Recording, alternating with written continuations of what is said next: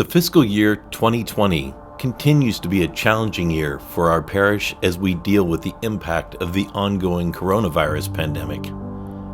Some simple 2020 facts. The church was closed for 17 weeks. The church has now been open for 19 weeks, but with 25% capacity and limited hours. Our total operation income is down 15%.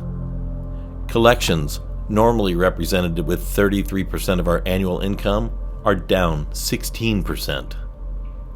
Rental income, normally 25%, is down 60%. Part of this income shortfall was offset by increases in one-time donations from prior and new commitments. We are pleased that the drive to convert envelope donations to Faith Direct online donations rose from 117 donors to 384 donors. Total expenses were reduced by 10% in spite of a 20% increase in insurance costs and additional cost related to the prevention of the coronavirus. Some difficult decisions were made as it became necessary to reevaluate our staffing levels in light of this lower income. The overall operating deficit was $349,000. On a positive note, there was an increase of 16% in our reserve fund, bringing it to $7.9 million, getting closer to our goal of $10 million. Our near-term capital needs are estimated to be $2 million, and our long-term capital improvements are projected to be $5 million over the next 4 to 10 years. We are pleased that the fiscal year 2020 has concluded, but challenges remain. We are blessed to be a part of the community that addresses the needs of our members as well as the needs of our larger neighborhood and citywide community. We appreciate and thank those who have supported us this past year and ask all of you to re-examine your stewardship commitment and help us to achieve the mission of St. Paul the Apostle.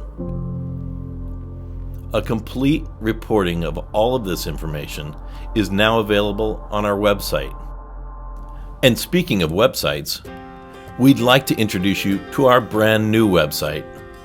It's the same address, stpaultheapostle.org, but we've given it a fresh new look that we hope will inspire and make communication much easier for everyone. And that brings us to something we're very excited to talk about. We call it Virch Church.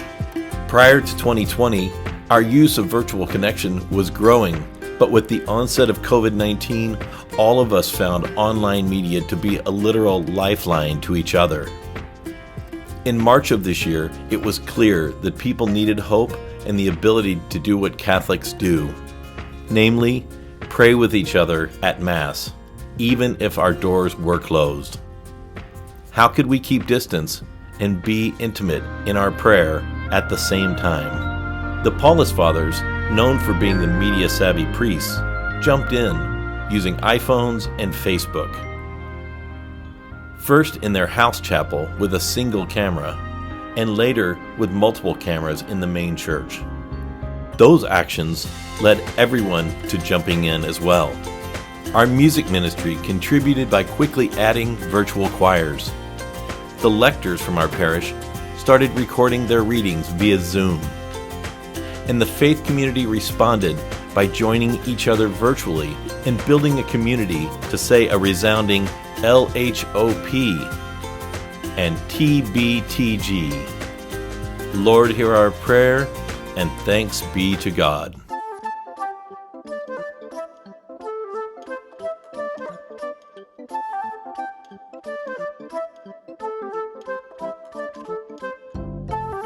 A few weeks ago, on November 1st, about 400 people physically attended Mass at St. Paul's. Pre-COVID, it was around 1,000.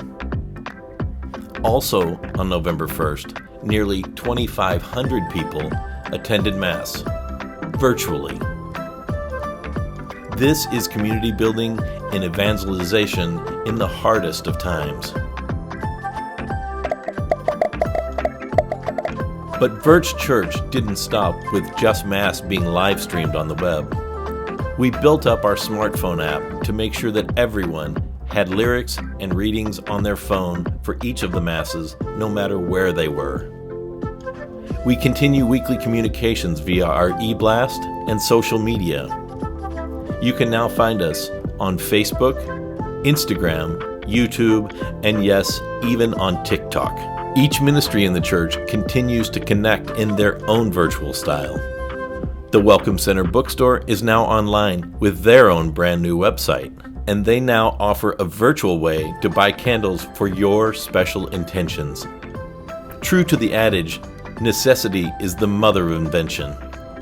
And just like our patron St. Paul, who looked for creative ways to share the good news, we follow in his footsteps with the introduction of virtual Virch Church, a whole new way to make faith come alive. Starting today, we're happy to unveil our new streaming capabilities, an investment that will help to build the church of the future using the tools of our times for liturgical and other forms of prayer, education, conversations, and other great virtual gatherings. All of this is not intended to replace church and our live community, but to expand the presence in our lives. This is what we call Virch Church. Also today, we're happy to introduce giving through Venmo. Just pick up your phone, scan the code, and you're able to make a gift on the spot. And many more things are on the way. Stay tuned. The virtual giving Christmas tree is on its way as well. Together, we're investing resources to enhance this part of our future. 2020 has been a bleak year by many standards, but we know God is everywhere you want Him to be. As we approach Advent and the close of the year, we look forward with 3 words: welcoming, inspiring, and joyful.